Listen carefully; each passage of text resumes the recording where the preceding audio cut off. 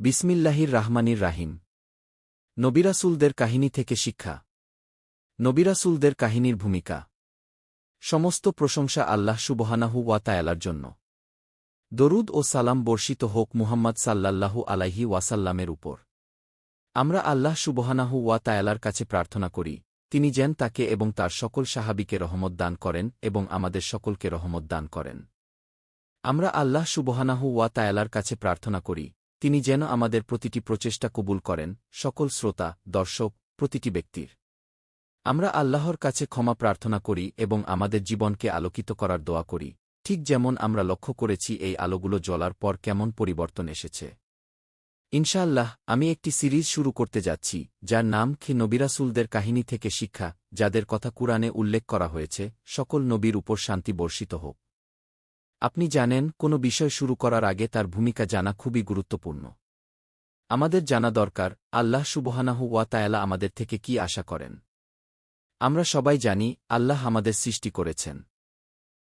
আমরা তাকে রাব্বুল আলামিন, জগৎসমূহের প্রতিপালক, বলে ডাকি। রাব্ব শব্দের ইংরেজি কোনো সরল অনুবাদ নেই, এটির অর্থ বোঝার জন্য একটি পুরো অনুচ্ছেদ প্রয়োজন। এ কারণেই কিছু আলেম বলেছেন, রাব্ব শব্দের মধ্যে নিহিত রয়েছে সৃষ্টিকারী, লালনপালনকারী, রিজিক দানকারী, রক্ষাকারী, সকল কিছুর উপর পূর্ণ নিয়ন্ত্রণকারী। এজন্য যখন আমরা রাব্ব বলি, তখন আমরা সেই সত্তাকে বোঝাই যিনি আমাদের সৃষ্টি করেছেন এবং যিনি সকল কিছুর উপর পূর্ণ নিয়ন্ত্রণ রাখেন।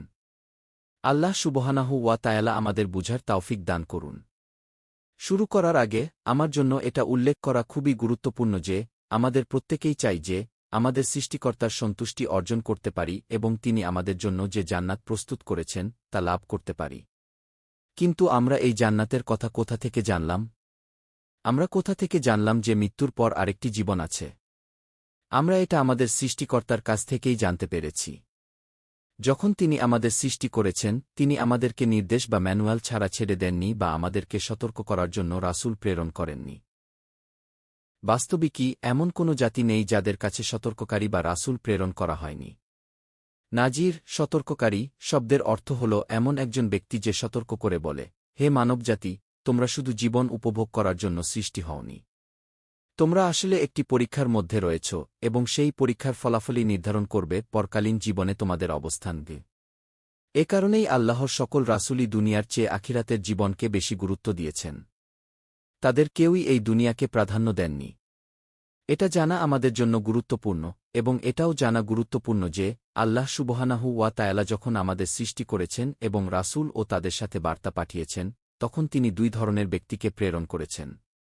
এক, যারা রাসূল, বার্তাবাহক নামে পরিচিত। দুই, এবং অন্যদেরকে নবী, ভবিষ্যদ্বক্তা নামে পরিচিত। রাসূল এবং নবী এর মধ্যে পার্থক্য রয়েছে।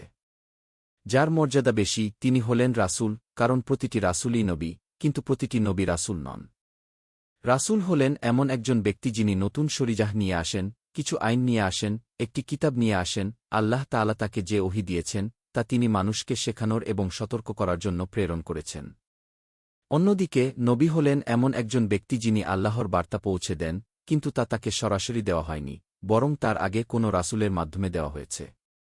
উদাহরণস্বরূপ, যখন আমরা হারুন আলাইহি ওয়াসাল্লাম সম্পর্কে চিন্তা করি, আল্লাহ কুরআনে তার সম্পর্কে বলেছেন, এবং আমি তাকে মূসাকে আমার রহমত হিসেবে তার ভাই হারুনকে নবী হিসেবে দান করেছি। সূরা মারিয়াম 1:9-5-3।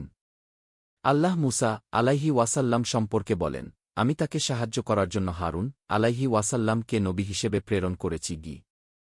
তাহলে বার্তাটি কার ছিল? এটি ছিল আল্লাহর বার্তা, যা কাকে দেওয়া হয়েছিল?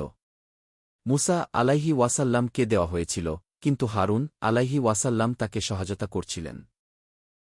এটি একটি খুবই সহজ আয়াত, আপনি যদি এটি মুখস্থ করতে চান, তাহলে এটি খুবই সহজ।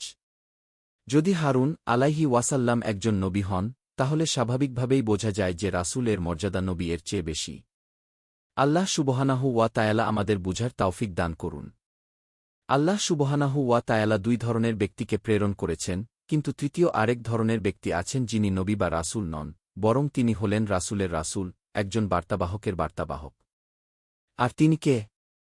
আমাদের প্রত্যেকেই, সুবহানাল্লাহ। আমরা সবাই মুহাম্মদ সাল্লাল্লাহু আলাইহি ওয়াসাল্লামের বার্তাবাহক। আমাদের কাছে বার্তা রয়েছে, এটা শেখা আমাদের দায়িত্ব, এটা অনুশীলন করা আমাদের দায়িত্ব এবং এটা অন্যদের শেখানো আমাদের দায়িত্ব। এ কারণেই যখন নবী সাল্লাল্লাহু আলাইহি ওয়াসাল্লাম ইয়েমেনে তার একজন সাহাবীকে পাঠাচ্ছিলেন, তখন তিনি তাকে কয়েকটি প্রশ্ন করেছিলেন। শেষে তিনি বলেছিলেন, সমস্ত প্রশংসা আল্লাহ সুবহানাহু ওয়া তাআলার জন্য, যিনি আল্লাহর রাসূলের বার্তাবাহককে সেই জিনিসের জন্য কবুল করেছেন যা আল্লাহর রাসূলকে খুশি করেছে তাই আল্লাহ মুহাম্মদ সাল্লাল্লাহু আলাইহি ওয়াসাল্লামকে হিদায়াত দিয়েছেন এবং মুহাম্মদ সাল্লাল্লাহু আলাইহি ওয়াসাল্লাম অন্যদের পাঠিয়েছেন। তিনি আমাদের সবাইকে জানিয়েছেন, যাও এবং বার্তা পৌঁছে দাও, এমনকি যদি তা একটি ছোট আয়াত হয় তাই আমাদের প্রত্যেকেরই ইনশাআল্লাহ এই মর্যাদা রয়েছে। আল্লাহ সুবহানাহু ওয়া তাআলা আমাদের এজন্য কবুল করুন। এখন আমাদের জন্য মানুষের সৃষ্টি সম্পর্কে জানাও গুরুত্বপূর্ণ। আল্লাহ কেন আমাদের সৃষ্টি করেছেন এবং কিভাবে সৃষ্টি করেছেন, এটি জানার একমাত্র উপায় হল ওহীর মাধ্যমে, এবং এটাই আমাদেরকে মুমিন বানা। যদি আপনি ইহুদি বা খ্রিস্টান ধর্মগ্রন্থ বা মুসলিমদের ধর্মগ্রন্থ দেখেন, তাহলে আপনি দেখতে পাবেন যে পূর্ববর্তী জাতিগুলোর গল্প, সময় কিভাবে শুরু হয়েছিল এবং মানুষ কিভাবে সৃষ্টি হয়েছিল, এসব বিষয়ে কিছু মিল রয়েছে। কিন্তু আমরা কুরআনকে অনুসরণ করি কারণ আমরা বিশ্বাস করি যে পূর্ববর্তী ধর্মগ্রন্থগুলোতে অনেক বিকৃতি প্রবেশ করেছে। তারা নিজেরাই বিতর্ক করছে যে কোনটা সঠিক, এবং বাইবেল ও অন্যান্য ধর্মগ্রন্থের অনেকগুলো সংস্করণ রয়েছে, যার কারণে আমাদের সেগুলো বাদ দিয়ে কুরআনকে গ্রহণ করতে হবে। কারণ এতে কোনো সন্দেহ নেই যে এটি বিশুদ্ধ এবং অপরিবর্তিত, এবং এ নিয়ে কারো সাথে তর্ক করার কোনো সুযোগ নেই। আল্লাহ সুবহানাহু ওয়া তাআলা আমাদের কবুল করুন। আল্লাহ সুবহানাহু ওয়া তাআলা আমাদের সৃষ্টি করেছেন, এবং যখন তিনি আমাদের যা বলেছেন তা তিনি ওহীর মাধ্যমে বলেছেন। তাই একজন অবিশ্বাসী বা যে কোনো আসমানি কিতাবে বিশ্বাস করে না, সে জানবে না কি ঘটেছিল।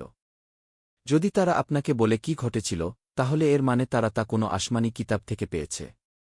কোনো বিজ্ঞানী আপনাকে বলতে পারবে না যে প্রথম মানুষ কিভাবে সৃষ্টি হয়েছিল এবং তার নাম আদম ছিল, এবং কেউ বলতে পারবে না যে তারপর হাওয়া আলাইহি ওয়াসাল্লাম ছিলেন এবং কি ঘটেছিল। আমাদের মুসলিম হতে হবে, আমাদের আত্মসমর্পণকারী হতে হবে, আমাদের মুমিন অদৃশ্যে বিশ্বাসী হতে হবে, এবং আমাদের জানতে হবে যে এই ধর্মগ্রন্থগুলো আল্লাহ সুবহানাহু ওয়া তাআলার পক্ষ থেকে আমাদের জন্য একটি উপহার হিসেবে এসেছে। এখন যদি আমরা কুরআনের দিকে তাকাই, আল্লাহ সুবহানাহু ওয়া তাআলা এই কিতাবটি নাজিল করেছেন এবং এটি একটি খুবই বরকতময় কিতাব। আল্লাহ আমাদের মুসলিমদেরকে একটি মাস দান করেছেন যাকে শাহরুল কুরআন, কুরআনের মাস বলা হয়, এবং এটি রমজান মাসের মতোই। আল্লাহ সুবহানাহু ওয়া তাআলা এই মাসে একটি রাতের কথা বলেছেন যা অত্যন্ত শক্তিশালী। এই রাতে কুরআন লৌহে মাহফুজ থেকে প্রথম আসমানে নাজিল করা হয়েছিল। এ কারণেই তিনি বলেন, নিশ্চয়ই আমি এটি কুরআন নাজিল করেছি কদরের রাতে সূরা কদর ৯-৭-১। কদরের রাত হল যখন আগামী বছরের সমস্ত ঘটনা আল্লাহ সুবহানাহু ওয়া তাআলা লিখে দেন। একে লাইলাতুল কদর, ভাগ্য নির্ধারণের রাত বলা হয়, কিন্তু আমরা একে শক্তির রাতও বলি কারণ এটি আল্লাহ সুবহানাহু ওয়া তাআলার শক্তিকেও প্রকাশ করে। আমাদের জানা গুরুত্বপূর্ণ যে আল্লাহ যে কিতাব নাজিল করেছেন তাতে কোনো সন্দেহ নেই। মুসলিম হিসেবে আমরা সৌভাগ্যবান যে আমরা এমন একটি ধর্মের অনুসারী যেখানে আমাদের উপর কুরআনের সমস্ত আয়াত অধ্যয়ন করা ফরজ, শুধু কয়েকটি আয়াত নয়। আল্লাহ বলেছেন কেন তিনি কুরআন নাজিল করেছেন, আমাদের এটি জানা প্রয়োজন। আল্লাহ কেন কুরআন নাজিল করেছেন? কেন তিনি মানুষ সৃষ্টি করেছেন? কেন তিনি এটি করেছেন? কেন তিনি সেটি করেছেন? এর উত্তরগুলো কুরআনে রয়েছে। এ কারণেই আল্লাহ বলেন, এটি একটি বরকতময় কিতাব যা আমি আপনার প্রতি নাজিল করেছি, হে মুহাম্মদ, যাতে তারা এর আয়াতগুলো নিয়ে চিন্তাভাবনা করে এবং যারা বুদ্ধিমান তারা উপদেশ গ্রহণ করে সূরা ৭-৩-৮-২-৯। তাহলে আল্লাহ কেন কুরআন নাজিল করেছেন? যাতে এর আয়াতগুলো নিয়ে চিন্তাভাবনা করা যায় এটাই কারণ। তাহলে আমাদের মধ্যে কতজন কুরআনের আয়াত নিয়ে চিন্তা করেছি? আমাদের মধ্যে কতজন বুঝেছি আল্লাহ কেন কুরআন নাজিল করেছেন? তিনি কি শুধু এজন্য নাজিল করেছেন যে আমরা এটি তিলাওয়াত করব, বুঝার কোনো প্রয়োজন নেই বা বুঝার কোনো আগ্রহ নেই? তিনি কি এজন্য নাজিল করেছেন যে আমরা এটিকে বালিশ হিসেবে ব্যবহার করব, রাতে পড়ব এবং পরে রেখে দিয়ে ঘুমিয়ে পড়ব, এবং পরের দিন সকালে উঠে যাব? না। দেখুন বাইবেল এবং অন্যান্য কিতাবের কি অবস্থা হয়েছে। সেই কিতাবগুলোর অনুসারীদের মধ্যে খুব কম লোকই সেই কিতাবগুলো সম্পূর্ণ পড়েছে। কিন্তু আমাদের প্রত্যেকেই আল্লাহর ইচ্ছায় কুরআন সম্পূর্ণ শুনেছি। এ কারণেই রমজান মাসে আমরা কি করি? তারাবিহের জন্য প্রস্তুতি নেওয়া, তারাবিহের জন্য আসা, তারাবিহে দাঁড়ানো, এসবের জন্য অনেক প্রচেষ্টা প্রয়োজন। 1 ঘণ্টা দাঁড়িয়ে শব্দগুলোর উপর মনোযোগ দেওয়া সহজ নয়। এটি একটি কোরবানি, এটি একটি ইবাদত, এটি একটি উপহার যা আল্লাহ আমাকে এবং আপনাদেরকে দিয়েছেন। তাই এটিকে একটি উপহার হিসেবে বিবেচনা করুন এবং বুঝুন যে যদি আমরা কুরআনের আয়াত নিয়ে চিন্তা করার চেষ্টা না করি, তাহলে আমরা বুঝব না কেন এটি নাজিল করা হয়েছিল। তাই আমাদের প্রত্যেকেরই কুরআনের আয়াত নিয়ে চিন্তা করার চেষ্টা করা উচিত, এবং ইনশাআল্লাহ রমজান মাসে আমরা এটাই করার চেষ্টা করব। আমি নিজেকে এবং আপনাদেরকে উৎসাহিত করছি যে আমরা আমাদের সাধ্যমতো কুরআনের একটি অংশ এমন ভাষায় পড়ার চেষ্টা করব যা আমরা বুঝি, কারণ এটি ছাড়া আমরা সফল হতে পারব না। ভাবুন, আল্লাহ আমাদের সাথে একটি ম্যানুয়াল পাঠিয়েছেন যেখানে বলা হয়েছে এভাবেই তোমাদের নিজেদের পরিচালনা করা উচিত, এবং আমরা সেই ম্যানুয়াল সম্পর্কে জানি না। আমি কিছু সময় ব্যয় করার সিদ্ধান্ত নিয়েছি এই কিতাবের গুরুত্ব ব্যাখ্যা করার জন্য, কারণ এটি কুরআনের মাস, এবং শুধু আরবি ভাষায় তিলাওয়াত নয়। হ্যাঁ, সেটাও গুরুত্বপূর্ণ, খুবই গুরুত্বপূর্ণ, কিন্তু তার চেয়েও বেশি হল কুরআন বুঝা, আল্লাহর বার্তা বুঝা। আমি শুনেছি লোকেরা বলছে যে কুরআনের অর্থ পড়া হারাম। তারা এটা কোথা থেকে পেয়েছে? আমরা জানতে চাই কিভাবে আমরা পূর্ববর্তী ধর্মগ্রন্থের অনুসারীদের মতো হতে পারি এবং আমাদের লোকদেরকে তাদের সৃষ্টিকর্তার বাণী বুঝতে বাধা দিতে পারি। যখন আল্লাহ আমাকে মৃত্যুর পরে জিজ্ঞাসা করবেন, এবং আপনাকে আমি একটি কিতাব পাঠিয়েছিলাম, তুমি কি এটি পড়েছ? কিতাব বুঝার চেষ্টা করেছ? আমাদের উত্তর কি হবে? এবং তারপর যদি আপনাকে জিজ্ঞাসা করা হয়, তুমি কতগুলো বই পড়েছ এবং বুঝেছ, আমরা তখন সব উপন্যাস, ছোট গল্পের বই, রূপকথা এবং বিছানার গল্পের কথা বলব যা আমরা পড়েছি। আমরা হ্যারি পটারকে কুরআনের উপর প্রাধান্য দিই, এটি একটি সত্য। আমরা অন্যান্য সব বইকে কুরআনের উপর প্রাধান্য দিই, এটি একটি সত্য। আমি মনে করি এখনই সময় এসেছে যে আমরা এই রমজানকে ব্যবহার করে তা পরিবর্তন করব। আমরা এটি পরিবর্তন করতে পারি, এবং এ কারণেই আমাদের এই ধরনের স্মরণীয় বিষয় রয়েছে। এ কারণেই আমরা এখানে দাঁড়িয়ে নিজেদের এবং আপনাদের স্মরণ করিয়ে দিচ্ছি। এখনই সময় এসেছে, হে কুরআনের উম্মত, হে সেই জাতি যাদের কাছে কুরআন পাঠানো হয়েছে, এই কিতাবটি বুঝার চেষ্টা করার দি। আমি আপনাকে নিশ্চয়তা দিচ্ছি এটি আপনার জীবন পরিবর্তন করবে। আমি আপনাকে নিশ্চয়তা দিচ্ছি এটি আপনাকে আধ্যাত্মিকভাবে উন্নত করবে, এতে কোনো সন্দেহ নেই, ইনশাআল্লাহ, সুবহানাল্লাহ। এটি আল্লাহ সুবহানাহু ওয়া তাআলার কিতাব। হ্যাঁ, কিছু নিয়মকানুন রয়েছে যা আপনি কুরআনের অর্থ পড়ার সময় আপনার মনে যে প্রশ্ন আসে তা নিয়ে কিভাবে আচরণ করবেন তা নিয়ন্ত্রণ করে। সেই প্রশ্নগুলোর উত্তর পেশাদারদের দ্বারা দেওয়া প্রয়োজন, যারা জানে। তাই যখন আপনি কোনো আয়াত পড়েন এবং আপনার মনে একটি প্রশ্ন আসে, তখন আপনার নিজে থেকে উত্তর দেওয়া ভুল হবে। আলেমদের কাছে যান এবং জিজ্ঞাসা করুন, আমি এই আয়াত পড়েছি, আমি এটি বুঝতে পারছি না কি। কিন্তু কুরআনে অনেক আয়াত রয়েছে যা খুব সহজে বোঝা যায়, নবিরাসুলদের কাহিনী, যা কুরআনের একটি বড় অংশ। এ কারণেই আমরা এই বছর এটি নিয়ে আলোচনা করতে চাই, তা খুব সহজে বোঝা যায়। আল্লাহ নূহ আলাইহি ওয়াসাল্লাম সম্পর্কে আমাদের বলেছেন, আল্লাহ ইয়াকুব আলাইহি ওয়াসাল্লাম সম্পর্কে বলেছেন, ইউসুফ আলাইহি ওয়াসাল্লাম সম্পর্কে বলেছেন, সকলের উপর শান্তি বর্ষিত হোক। আল্লাহ লূত আলাইহি ওয়াসাল্লাম সম্পর্কে বলেছেন, তার উপর শান্তি বর্ষিত হোক।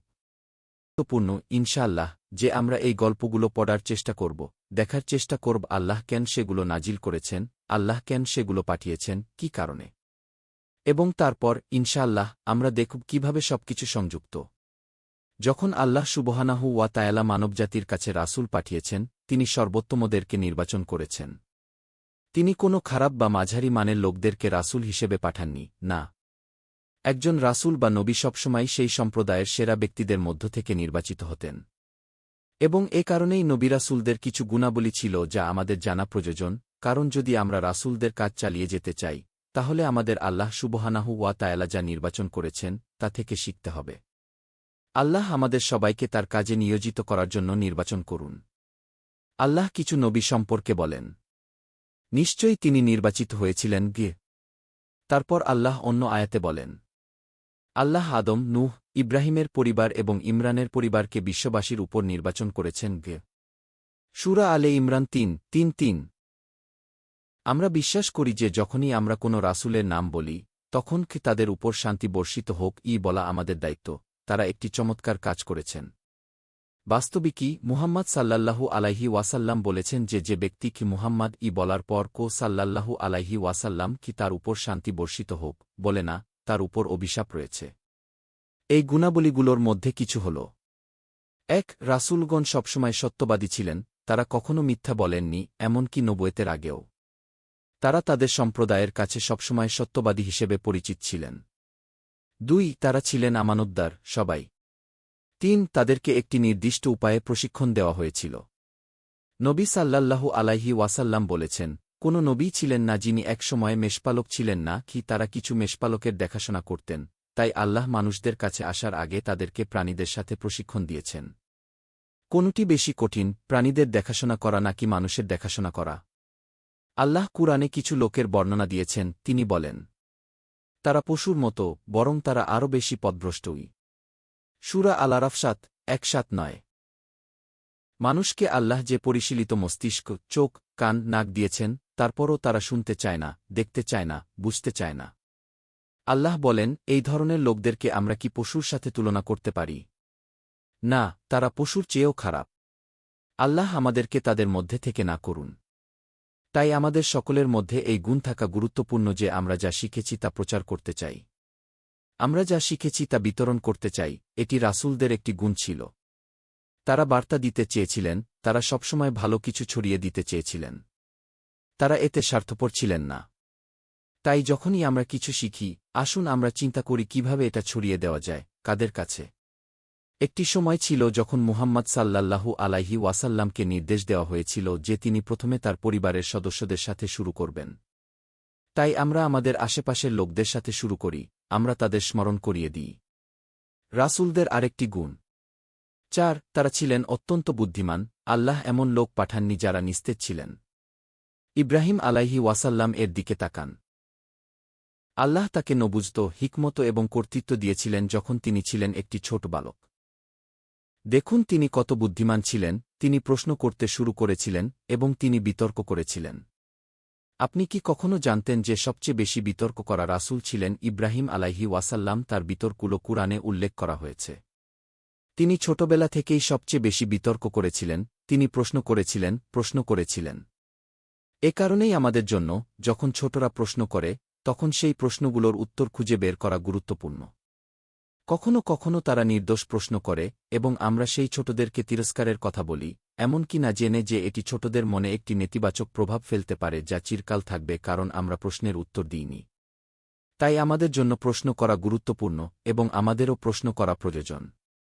এক সময় ছিল যখন লোকেরা বলত, জিজ্ঞাসা করো না কি না, ইসলামে এটি বোঝা সহজ। আমরা জিজ্ঞাসা করি, কিন্তু আমাদের ঈমান আছে যে যখন আল্লাহর ওহী থেকে আমাদের একটি উত্তর দেওয়া হয়, তখন আমরা তা মেনে নিই। কিছু জিনিস আছে যা আমরা কখনো বুঝতে পারব না, কিন্তু আমরা আমাদের সর্বোচ্চ চেষ্টা করব। এবং কিছু ব্যাখ্যা আছে, যতক্ষণ সেই ব্যাখ্যাগুলো ওহী থেকে আসছে, ইনশাআল্লাহ আমরা তা মেনে নিই। রাসূলদের আরেকটি গুণ: ৫. শারীরিকভাবে তাদের কোনো ত্রুটি ছিল না যা মানুষকে দূরে ঠেলে দেয়। বরং যখন আপনি তাদের দিকে তাকাতেন, আপনি কাছে আসতে ইচ্ছা করতেন। সকল রাসূলই খুব সুন্দর হিসেবে বর্ণনা করা হয়েছে, সবাই। এবং তারা শুধু সুন্দরী ছিলেন না, তাদের আকর্ষণীয় গুণ ছিল। আবদুল্লাহ ইবনে সালাম মুহাম্মদ সাল্লাল্লাহু আলাইহি ওয়াসাল্লাম সম্পর্কে বলেছেন, যখন আমি মুহাম্মদ সাল্লাল্লাহু আলাইহি ওয়াসাল্লামের মুখমণ্ডল দেখলাম, আমি বুঝতে পারলাম যে এটি একজন মিথ্যাবাদীর মুখ নয়। অন্যরা তাকে চাঁদের টুকরোর মতো বর্ণনা করেছেন। এবং তারা সবাই বলেছেন, আমরা মুহাম্মদ সাল্লাল্লাহু আলাইহি ওয়াসাল্লামের চেয়ে বেশি সুন্দর, বেশি আকর্ষণীয় কাউকে কখনো দেখিনি। যারা আলো দেখেনি এবং যারা তার কাছে আসেনি, তাদের জন্য আল্লাহ সুবহানাহু ওয়া তাআলার পক্ষ থেকে সত্যিই প্রত্যাখ্যান প্রয়োজন ছিল। এটি বর্ণিত হয়েছে যে মুহাম্মদ সাল্লাল্লাহু আলাইহি ওয়াসাল্লামকে দেখার বা তার সংস্পর্শে আসার জন্য একজন ব্যক্তির জন্য যথেষ্ট, যাতে সে সম্পূর্ণ সংশোধিত হয় এবং সাহাবী, সঙ্গী হিসেবে পরিচিত হয় এবং তার নামের পরে খি রাদিয়াল্লাহু আনহু গে আল্লাহ তার উপর সন্তুষ্ট হন, কথাগুলো পাওয়ার যোগ্য হওয়া, মুহূর্তের জন্য তার সাথে একজন মুমিন, বিশ্বাসী হিসেবে থাকার মাধ্যমে। কিন্তু অন্যরা ছিল ভাগ্যবান এবং দুর্ভাগ্যবান। তারা কে ছিল? তারা ছিল আবু জাহল এবং ইসলামের শত্রুদের মতো যারা ইসলামের বিরুদ্ধে যুদ্ধ করেছিল এবং মুহাম্মদ সাল্লাল্লাহু আলাইহি ওয়াসাল্লামের বিরুদ্ধে যুদ্ধ করেছিল। তারা ভাগ্যবান ছিল যে তারা তার মাঝে বাস করত, কিন্তু তারা একবারও সেন্সেওয়ারি দিয়ে তাকে দেখেনি, একবারও না। তাই এই কারণে তারা সেই পবিত্রতা পায়নি, তারা সাহাবী এর আধ্যাত্মিক স্তর পায়নি। আরেকটি খুব গুরুত্বপূর্ণ বিষয়: রাসূলগণ সবাই আল্লাহর পক্ষ থেকে পাপ থেকে সুরক্ষিত ছিলেন, সবাই। কেউ জিজ্ঞাসা করতে পারেন, তাহলে অমুক কাজটি কি ছিল যা অমুক করেছেন? ইনশাআল্লাহ, আমরা সেটা জানব। তারা আল্লাহ সুবহানাহু ওয়া তাআলার পক্ষ থেকে পাপ থেকে সুরক্ষিত ছিলেন, এবং আমাদের এটি জানা এবং বিশ্বাস করা প্রয়োজন। আল্লাহ সুবহানাহু ওয়া তাআলা এরপর এই রাসূলদের মধ্যে কিছু গুণ রেখেছেন। রাসূলগণ যখনই তারা কথা বলতেন, যখনই তারা যা বলতেন, তা ছিল আল্লাহ সুবহানাহু ওয়া তাআলার পক্ষ থেকে ওহীর মাধ্যমে অনুপ্রাণিত। আমরা মুহাম্মদ সাল্লাল্লাহু আলাইহি ওয়াসাল্লাম সম্পর্কে এটি জানি, আল্লাহ বলেন, এবং তিনি নিজের ইচ্ছা থেকে কথা বলেন না। এটা তো শুধু ওহী যা তার কাছে পাঠানো হয় গি। সূরা নাজম ৫:৩-৩-৪। তাই কেউ বলতে পারে, আচ্ছা, একবার নবী সাল্লাল্লাহু আলাইহি ওয়াসাল্লাম আবদুল্লাহ ইবনে উম্মে মাকতুমের দিক থেকে দৃষ্টি ফিরিয়ে নিয়েছিলেন, এবং জিবরিল আলাইহি ওয়াসাল্লাম এসে তাকে তিরস্কার করেছিলেন গি। তাই লোকেরা বলে, আচ্ছা, সেটা কি ছিল? আল্লাহ সুবহানাহু ওয়া তাআলা এর মধ্যে আমাদের জন্য একটি শিক্ষা রেখেছিলেন, কারণ কখনো কখনো আল্লাহ সুবহানাহু ওয়া তাআলার পরিকল্পনা থাকে যে কিছু ঘটতে দেয়, যাতে যখন এর সমাধান দেখানো হয় বা যখন এর প্রতিকার দেখানো হয়, তখন শিক্ষাটি শেষ পর্যন্ত থাকতে পারে। আমরা এর থেকে একটি শিক্ষা নিই যে আপনি যত উচ্চই হন না কেন, আপনি যত জ্ঞানী হন না কেন, আপনি যতটাই মনে করেন যে আপনি জানেন, যখন আপনাকে সংশোধন করা হয়, তখন তা সঠিকভাবে গ্রহণ করুন এবং এটা মেনে নিন এবং খুশি হন যে আপনাকে সংশোধন করা হয়েছে।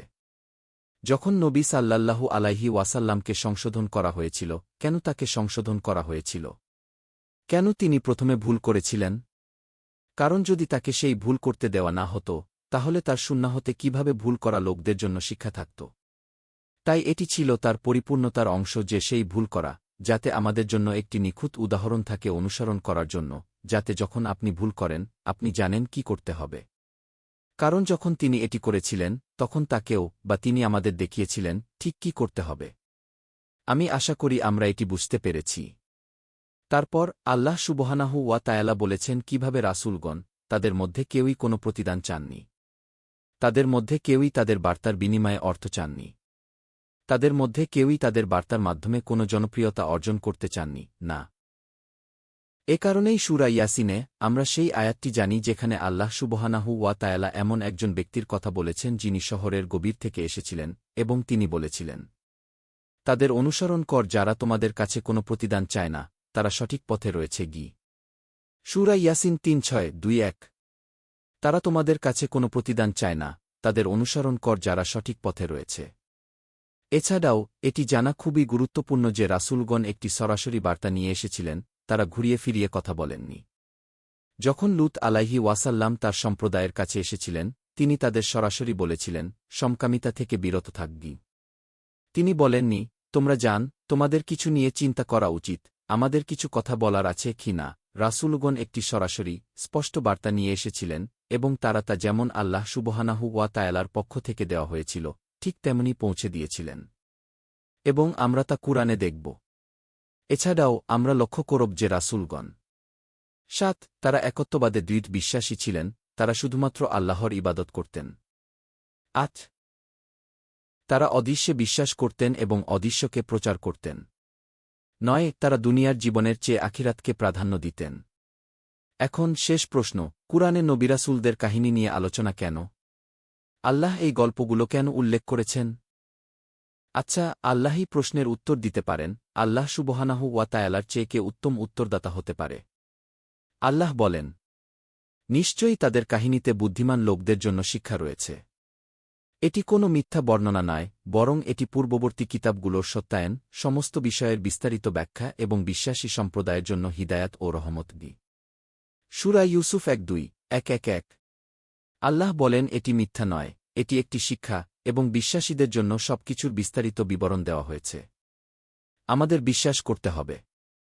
তাই আল্লাহ বলেন এটি আমাদের জন্য একটি শিক্ষা। যখন নূহ আলাইহি ওয়াসাল্লাম এর সম্প্রদায় সীমা লঙ্ঘন করেছিল, তারা কত বছর ধরে সীমা লঙ্ঘন করেছিল? অনেক অনেক বছর ধরে। ফলাফল কি ছিল? আমরা সবাই জানি, তারা বন্যার পানিতে ডুবে মারা গিয়েছিল, তারা ধ্বংস হয়ে গিয়েছিল। তাহলে কি হবে?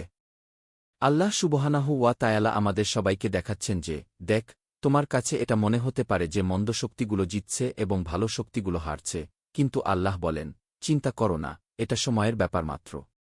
যখন আমি টানব তখন পুরোপুরি টানব ঘৃ। এবং আল্লাহ বলেন, সর্বদা ভালো শক্তির লোকেরাই বিজয়ী, সর্বদা। হয়তো তাৎক্ষণিকভাবে নয়, কিন্তু শেষ পর্যন্ত এবং এ কারণেই আল্লাহ জান্নাতে প্রবেশের কথা বলেছেন এবং তিনি বলেন, তোমরা কি মনে কর যে তোমরা জান্নাতে প্রবেশ করবে যেমন তোমাদের পূর্ববর্তীরা পরীক্ষিত হয়েছিল? তারা কষ্ট ও বিপদে আক্রান্ত হয়েছিল এবং এমনভাবে নাড়া খেয়েছিল যে রাসূল এবং তার সাথে যারা ঈমান এনেছিল তারা বলেছিল, আল্লাহর সাহায্য কখন আসবে? নিঃসন্দেহে আল্লাহর সাহায্য নিকটেই গিয়ে। সূরা বাকারা 2:1-4। তুমি কি মনে কর যে তুমি পরীক্ষা ছাড়াই জান্নাতে প্রবেশ করবে? এই জীবন একটি পরীক্ষা। আল্লাহ বলেন, তুমি কি মনে কর যে তুমি জান্নাতে প্রবেশ করবে এবং তোমাদের পূর্বে যারা ছিল তাদের উপর যা আপতিত হয়েছিল তা এখনও তোমাদের উপর আসেনি? তারা পরীক্ষিত হয়েছিল, তারা নাড়া খেয়েছিল এবং তারা বিভিন্নভাবে পরীক্ষিত হয়েছিল, পরীক্ষা ও বিপদ দিয়ে, যুদ্ধ ও রোগ দিয়ে, যতক্ষণ না তাদের মধ্যে রাসূলগণ বলেছিলেন, আল্লাহর সাহায্য কখন আসবে? ভাবুন, একজন রাসূল যিনি আল্লাহর পক্ষ থেকে প্রেরিত, তিনি বলছেন, আল্লাহর সাহায্য কখন আসবে? এবং তারপর আল্লাহ বলেন, তারপর আমি বললাম, নিশ্চয়ই আল্লাহর সাহায্য খুব নিকটেই। যার অর্থ আপনি আপনার শিখর পর্যন্ত পরীক্ষিত হচ্ছেন। আমি সবসময় একটি স্কুলের উদাহরণ দিতে পছন্দ করি, আপনি যত উচ্চ স্তরে যাবেন, পরীক্ষা তত কঠিন হবে। এবং মনে রাখবেন, আপনার জীবন স্কুলে নয়। আপনার জীবন, আসল জীবন যা আপনি বাঁচছেন, তা স্কুলের বাইরে। আমি শুক্রবারে এটি উল্লেখ করেছি, তাই যারা বুঝে না যে স্কুলের জীবন পরীক্ষা এবং তাদের যতটা সম্ভব কঠোর পরিশ্রম করা প্রয়োজন, তারা স্কুল পছন্দ করুক বা না করুক, তারা কাজ পছন্দ করুক বা না করুক, তারা শিক্ষকদের পছন্দ করুক বা না করুক, তারা ইউনিফর্ম পরতে পছন্দ করুক বা না করুক, তাদের ইউনিফর্ম পরতে হবে, তাদের কঠোর পরিশ্রম করতে হবে, তাদের সর্বোচ্চ চেষ্টা করতে হবে। তারা স্কুলে আসার জন্য অর্থ প্রদান করবে এবং তাদের নিয়মিত পরীক্ষা দিতে হবে। এবং প্রতিবার তারা একটি পরীক্ষা দেবে, তারা আগের পরীক্ষার চেয়ে একটি উচ্চতর যোগ্যতা অর্জন করবে। এবং যখন তারা স্নাতক হবে, তখন তারা সেই সার্টিফিকেট নিয়ে বিশ্বে যা ইচ্ছা তাই করতে পারবে। যোগ্যতা যত বেশি, আপনার সুযোগ তত বেশি। আসুন আমরা সেই উদাহরণটি নিই এবং আমাদের জীবনে প্রয়োগ করি। আমাদের জীবন আখিরাতের, মৃত্যুর পরের জীবন, তুলনায় একটি স্কুলের মতো। তাই আমরা এখন স্কুলে আছি, আমাদের প্রতি বছর, প্রতি 2 বছর পরীক্ষা হবে। আমাদের অনেক কঠিন পরিস্থিতির সম্মুখীন হতে হবে। আমাদের একটি নির্দিষ্ট ইউনিফর্ম পরতে হবে, একটি নির্দিষ্ট উপায়ে। আমাদের কিছু কাজ করতে হবে। আমাদের এমন কিছু জিনিসে জড়িত হতে পারে যা আমরা পছন্দ করি না, বা সেগুলোতে জড়িত হওয়া কঠিন হতে পারে। এবং প্রতিবার আপনি একটি পরীক্ষা দেবেন, আপনি একটি উচ্চতর স্তরের সার্টিফিকেট পাবেন, এবং পরীক্ষা যত বড়, আল্লাহ সুবহানাহু ওয়া তাআলার ভালোবাসা তত বেশি। এবং তারপর যখন আমরা মারা যাব, তখন কি হবে? আমাদের কাছে চূড়ান্ত সার্টিফিকেট থাকবে, আমরা আখিরাতে যা ইচ্ছা তাই করতে পারব। যখন আপনার ঈমান থাকবে তখন কি হবে? আল্লাহ বলবেন, শান্তিতে জান্নাতে প্রবেশ কর, এটি তোমার সার্টিফিকেট গি। এবং আল্লাহ কুরআনে বলেছেন, কিভাবে তিনি এটি ডান হাতে দেবেন।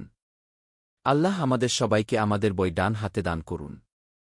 কুরআনের সাথে চেষ্টা করা, সঠিকভাবে রোজা রাখা, আমাদের জীবন পরিবর্তন করার চেষ্টা করা। খারাপ অভ্যাসগুলো ত্যাগ করতে হবে। সঙ্গীতের সিডিগুলো কুরআনের সিডি এবং আল্লাহ সুবহানাহু ওয়া তাআলার বার্তা দিয়ে প্রতিস্থাপন করতে হবে। আমাদের জিজ্ঞাসা করা হবে, জীবন খুবই সংক্ষিপ্ত। অনেক লোক মারা যাচ্ছে, রমজান মাসের ঠিক আগেই কিছু লোক মারা গেছে। তারা কোথা ছিল? আল্লাহ তাদেরকে রমজান মাস দেখার সুযোগ দেননি, অথবা আমরা এটাকে অন্যভাবে বলতে পারি, আল্লাহ তাদের উপর রহমত করেছেন এবং তাদেরকে নিয়ে গেছেন। আল্লাহ আমাদের দরজাগুলো খুলে দিন। নিশ্চয়ই আমরা আল্লাহ সুবহানাহু ওয়া তাআলার রহমতে তার ঘরে একত্রিত হয়েছি। আমরা কথা বলার সময়েও বিশ্বজুড়ে অনেক মানুষ কষ্ট ভোগ করছে, এবং আমি মুসলিমদের কথা বলছি যারা গৃহহীন, যারা কিছুক্ষণ আগেও ধনী ছিল, কিন্তু তারা প্রতিদিন বোমাবর্ষণের শিকার হচ্ছে। তা গাজায় হোক, আফগানিস্তানে হোক বা পাকিস্তানে বা ইরাকে বা সোমালিয়ায় বা সুদানে, বিশ্বের যেখানেই হোক, ফিলিস্তিনে, বিশ্বের যেখানেই হোক, এমন অনেক লোক আছে যারা এইভাবে একত্রিত হতে পারছে না যেমন আমরা আজ রাতে এখানে একত্রিত হয়েছি। তাই আসুন আমরা এটিকে আল্লাহর একটি উপহার হিসেবে গ্রহণ করি।